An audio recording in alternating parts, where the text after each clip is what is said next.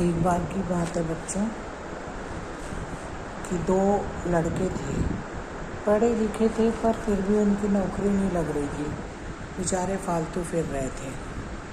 तो एक दिन एक राजा ने कहा कि जो भी सिद्ध पुरुष होगा, साधु महाराज एकदम सही होंगे, उनसे हम अपनी लड़की की शादी करेंगे।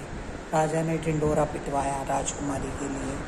तो उन दो लड़के आवारा थे, फिरते थे, पढ़े लिखे तो थे पर वो सोचते थे नौकरी नहीं लगी बेचारों की, तो वो फिरते रहते थे फालतू। उन्होंने सोचा कि अपन भी जंगल में जाके साधु का वेश करके बैठ जाते हैं और हो सकता है राजा अपन से ही शादी कर दे अपनी लड़की की, तो बैठे बिठाए अपने को राजकुमारी भी मिल जाएगी और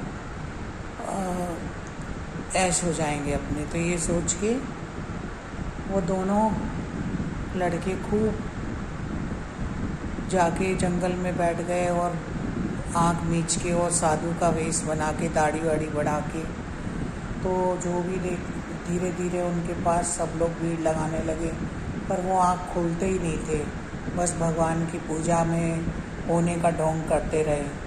तो धीरे धीरे बहुत दूर दूर तक उनकी बात फैल गई कि दो लड़के हैं जो बहुत पूजा पाठ करते हैं, एक उनमें से गुरु है, एक चेला है, और वो बोलते ही नहीं है, बहुत पूजा पाठ करते हैं। तो राजा ने भी सुनी, तो वो राजा भी खूब हाथी घोड़े, और राजा ने पहले तो बुलावा भेजा कि आपको बुला रहे हैं, पर वो दोनों तो अपना ढोंग करने लगे तपस्या में लीन होने का।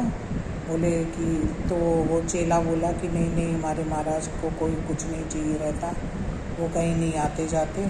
तो राजा ने खूब सारे हाथी घोड़े पालकी लेके, धन धान्य लेके, फल मिठाई लेके और अपने गया उन दोनों के दर्शन के लिए। तो वो तो भी आँख नहीं खोला उन लोगों ने। तो वो राजा ने कहा कि महाराज चल के मेरी पुत्री से शादी कर लीजिए, आप जैसा विद्वान और साधु मेरे को कहाँ मिलेगा संसार की, जिसको मोह माया नहीं है।